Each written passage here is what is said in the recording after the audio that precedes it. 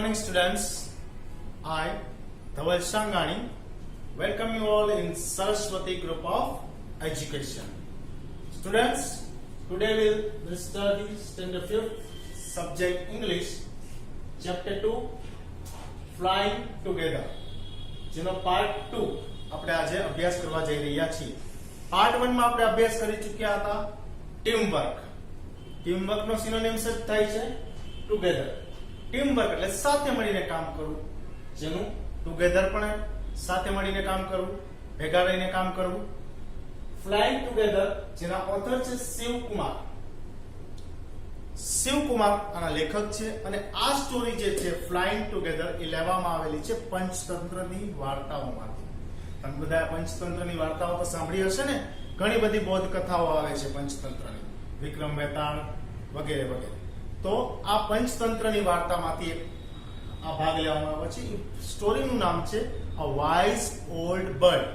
Wise એટલે સમજદાર, old એટલે વૃદ્ધ અને બર્ડ એટલે પક્ષી. એક સમજદાર વૃદ્ધ પક્ષી આ નામની વાર્તામાંથી આ સ્ટોરીને એડોપ્ટ કરવામાં આવેલી છે. એડોપ્ટ કરવામાં આવેલી છે મીન્સ લેવામાં આવેલી છે. Before we start the poem, આ સ્ટોરી એક્સપ્લેનેશન, આપણે પાર્ટ 1 માં શું શીખી ગયા એનો અભ્યાસ કરી લઈએ. Team work. મેં તમને એક સ્ટોરી સંભળાવેલી કે ટીચર છે એ ટીમ વર્કને પ્રોત્સાહન મળે એ માટે એક કેમ્પેઇનનું આયોજન કરે છે. એમાં અલગ અલગ ટુકડીઓને અલગ અલગ ટાસ્ક આપવામાં આવે છે. બધા ટાસ્ક યોગ્ય સમયે પૂરા કરી લે છે, પણ બેનિથની ટીમ છે જેમાં બેન અને કોરોલા આ બે વિદ્યાર્થીઓ એને સાથે હોય છે, એ આ ટાસ્ક પૂરા નથી કરી શકતા. શું કામ પૂરા નથી કરી શકતા? બેની છે એ લેઝી હતો અને કોરોલા છે એક સારી ગાયિકા હતી. એ ક્યારે ખબર પડે છે બેનિથને? જ્યારે ફરીવાર તે ટીચર તેને ટાસ્ક આપે છે, ફરીવાર તેઓ સાથે મળીને કામ કરે છે, ત્યારે તેને ખબર પડે છે કે અલગ અલગ વ્યક્તિઓમાં અલગ અલગ એબિલિટી રહેલી હોય છે. એટલે અલગ અલગ વ્યક્તિની એબિલિટી ભેગી થાય અને જે કાર્ય થાય એ હંમેશા 100% સક્સેસફુલ જ થાય છે. આવું આ સ્ટોરી ઉપરથી આપણે શીખાતા. આજે મિત્રો ચેપ્ટર 2 પાર્ટ 2 માં ફ્લાઇંગ ટુગેધર, સાથે મળીને ઉડીએ. ફ્લાઇંગ આઈએનજી ક્રિયાપદ છે એટલે ચાલુ વર્તમાન કાળ દર્શાવે છે. ટુગેધર એટલે સાથે મળીને ઉડીએ, જેના ઓથર છે શિવકુમાર. આપણે સ્ટોરીની એક્સપ્લેનેશન ચાલુ કરીએ તે પહેલા થોડાક ન્યુ વર્ડ્સ જોઈ લઈએ. વાઇલ્ડ એટલે જંગલી, બ્રાન્ચીસ એટલે ડાળીઓ, ફ્લોક પક્ષીઓનું જે ટોળું હોય ને એને ફ્લોક કહેવાય. સ્પ્રેડ એટલે ફેલાવવું, વિસ્તાર કરવો. ક્રીપર જે નાના નાના છોડવાઓ ઝાડવાઓની આજુબાજુમાં ઉગે છે એને ક્રીપર કહેવાય. ડિસ્ટ્રોય નાશ કરવો. સરપ્રાઈઝ આશ્ચર્ય. હાર્મ નુકસાન પહોંચાડવું.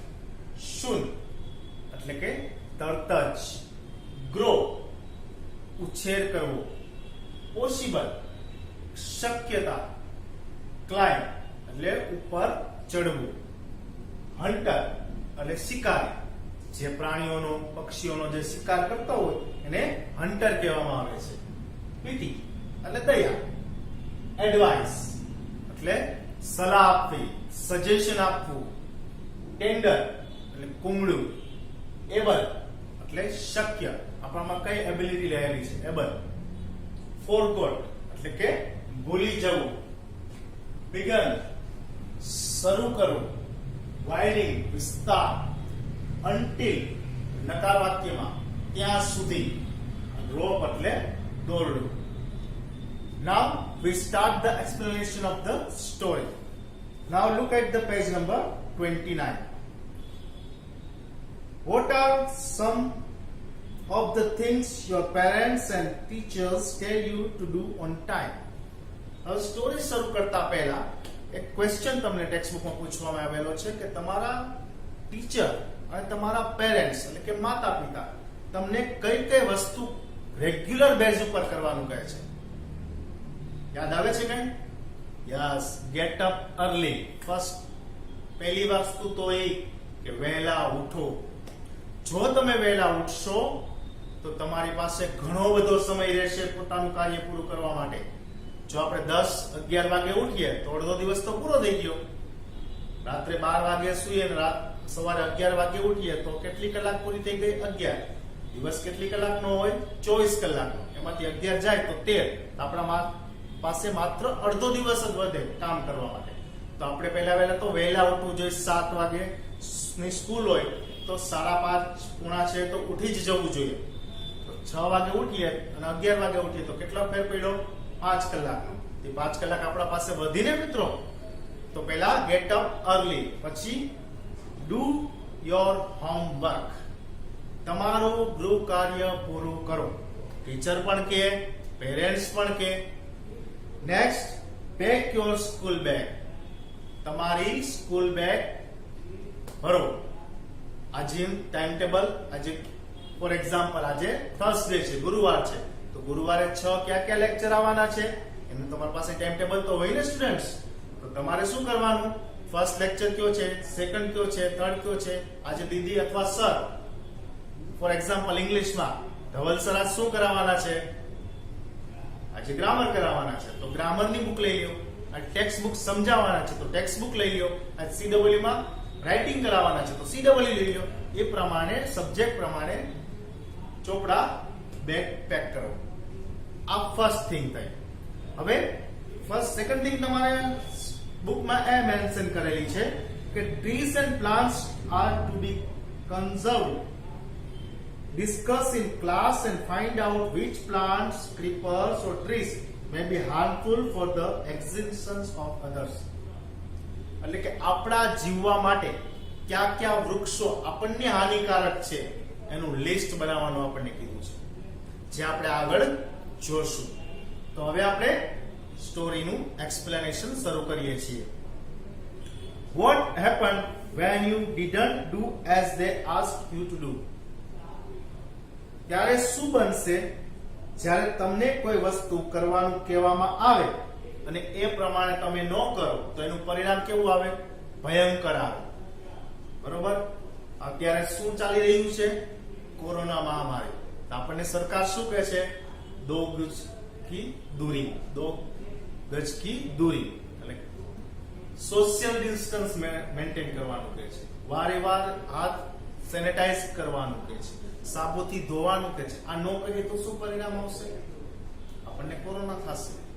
આપણને કોરોના થશે તો આપણા પરિવારમાં સંક્રમણ વધશે, આપણા વિસ્તારમાં, આપણા મહોલ્લામાં સંક્રમણ વધશે, આપણા શહેરમાં વધશે.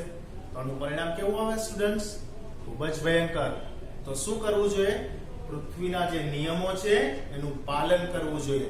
પૃથ્વીના નિયમોનું પાલન કરવું જોઈએ. વર્લ્ડના જે રૂલ્સ એન્ડ રેગ્યુલેશન છે ગ્લોબલાઇઝેશનના, એનું પાલન કરવું જોઈએ. અને બીજી વસ્તુ શું કે કોઈ સમજદાર માણસ એડવાઇસ આપે, સલાહ આપે, આપણાથી મોટો હોય કે નાનો હોય, એ સલાહ સાંભળવી, યોગ્ય લાગે તો આચરણમાં પણ મૂકવી, જેનાથી આપણને ખૂબ જ આગળ જતા ફાયદો થશે. Page number 29. Deep in a forest stood a very tall tree. ઊંડા જંગલમાં એક મોટું બધું ઘટાદાર વૃક્ષ હતું. Its leafy branches spread out like a strong arms. Leafy એટલે કે ડાળીઓ, પાંદડાઓ. Branches એટલે ડાળીઓ. Spread out like a strong arms. કેમ ફેલાયેલી હતી? આમ હાથ જેમ ફેલાય ને સ્ટ્રેચ થાય એમ એની ડાળીઓ ફેલાયેલી હતી. This tree was the home of a flock of wild geese. What is the meaning of geese? Geese means plural of goose. Geese means plural of for goose. તો એક મોટા ઘટાદાર જંગલમાં એક મોટું વૃક્ષ હતું, જે ફોક એટલે જે પક્ષીઓનું ટોળું છે, એ ટોળાનું ગૂસ એનું ઘર હતું. He felt safe there. તેઓને ત્યાં શું હતું? સલામતી હતું. શું હતું? તો કે geese છે પ્લુરલ ફોર goose છે. geese છે કોનું પ્લુરલ છે? goose નું. goose એટલે હંસ. safe there. One of the goats was wise old bird. એમાં એક હંસ હતો ને, એક સમજદાર વૃદ્ધ પક્ષી હતો. He noticed a small creeper at the foot of the tree. Foot of the tree એટલે foot એટલે આપણે જેમ પગ હોય છે ને, વૃક્ષને શું હોય? થડ હોય. થડ પાસે એક લતા કુંજ, બરાબર, વડવાયો આપણે કહીએ લતા, બરાબર. તો વેલ એક ઉગી નીકળેલી હોય છે. એ નોટિસ કરે છે, ધ્યાન દોરે છે. કોણ ધ્યાન દોરે છે? બીજા બધા હંસોનું. He spoke to the other birds about it. તે કોને કહે છે આ બધી વસ્તુઓ? બીજા બધા પક્ષીઓને કહે છે. Do you see that creeper? તમે આ લતા જોઈ, આ વેલ જોઈ? He said to them. તેઓ બીજાને કહે છે, let us destroy it. એનો નાશ કરી દો. કોણ કહે છે? આ સમજદાર ગીઝ. કોને કહે છે? બીજા બધા હંસોને કહે છે. Why must we destroy it? Asked the geese in surprise. બધા હંસો છે ને આશ્ચર્ય સાથે પૂછે છે, શું કામ આ વેલનો નાશ કરવો જોઈએ? શું કામ આ લતાનો નાશ કરવો જોઈએ? It is so small. તે ખૂબ જ નાની છે. What harm can it do? આપણે એને શું કામે harm, નુકસાન પહોંચાડવું? My friends, મારા મિત્ર, replied the wise old bird.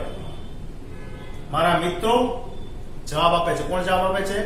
સમજદાર હંસ જવાબ આપે છે. મારા મિત્રો, that little creeper will soon grow. soon એટલે થોડા સમયમાં, grow એટલે વિકાસ થશે, ઉછેર થશે. આ લિટલ ક્રીપર, આ લતા છે, વેલ છે, એનો ધીમે ધીમે એનો ઉછેર થવા લાગશે. શું થશે પછી? as it creeps up this tree it will become thick and strong. જેમ જેમ એ વૃક્ષ ઉપર ચડતું જશે, એ thick, જાડું, ગાઢ બનતું જશે અને strong, મજબૂત બનતું જશે. જો અત્યારે તમે એને તોડી દેશો તો એ તૂટી જશે. પછી મોટા થઈ ગયા પછી તોડવું મુશ્કેલ છે. what of that? asked the geese. તો એનાથી શું? બીજા બધા હંસો પૂછે છે. what harm can a creeper do us? આ વેલ છે, નાની એવી વેલ, એ આપણને શું નુકસાન પહોંચાડી શકવાની છે? don't you see? replied the wise bird. તમે ક્યારે નથી જોયું? આ સમજદાર માણસ હંસ છે કહે છે. with the help of that creeper it will be possible for someone to climb this tree. આ વેલની મદદથી કોઈ ટ્રી ઉપર ચડી જશે. આ વેલ શું કામ કરશે? સીડીનું કામ કરશે. તો કોઈ વ્યક્તિ આવી અને આપણા વૃક્ષ ઉપર ચડી જશે. a hunter can come up and kill us all. એક શિકારી પણ આવી શકે અને શું કરી શકે? આપણા બધાનો નાશ કરી શકે, આપણા બધાને મારી નાખે. આ વેલની મદદથી શિકારી વૃક્ષ ઉપર ચડી અને આપણા બધાનો નાશ પણ કરી શકે છે. એટલે કહું છું કે આ વેલને છે તમે અત્યારથી જ નાશ કરી નાખો. well, there is no hurry, they replied. કોઈ ઉતાવળ નથી. creeper means plant that needs support to grow, usually along wall or a tree. આપણે ઘરમાં પણ વેલ હોય છે, હોય છે ને, શેના સપોર્ટમાં હોય છે? વોલ, દિવાલના સપોર્ટમાં હોય છે. ના ક્યાં છે? જંગલમાં. તો કે ટ્રીના સપોર્ટ એટલે ટેકો. તો ટેકો, કોનો ટેકો લઈને વેલ ઉગે? કાં તો દિવાલનો ટેકો લઈને, કાં તો વૃક્ષનો ટેકો લઈને, સપોર્ટથી. તો શું કહે છે? well, there is no hurry, they replied. the creeper is very small, it would be a pity to destroy it now. એનો અત્યારે નાની વયે નાશ કરવો એ એના માટે દુઃખજનક છે. એના ઉપર આપણે શું કરવું જોઈએ? પીટી એટલે કે દયા રાખવી જોઈએ. destroy the creeper while it is still young, the old bird advised. વૃદ્ધ પક્ષી છે, જે વંશ છે, એ જવાબ આપે છે કે હજી નાની વયમાં છે ને, તાજ એનો નાશ કરી નાખો. now it is tender. એટલે કુંગળું છે. અત્યારે કે હજી નાની છે ને, તૂટી જાય એમ છે, કુંગળું છે, ભાંગી જાય એમ છે. and you can cut it easily. તમે એને સહેલાઈથી કટ એટલે કાપી નાખી શકો છો. later it will become hard and you will not be able to cut it. શક્ય.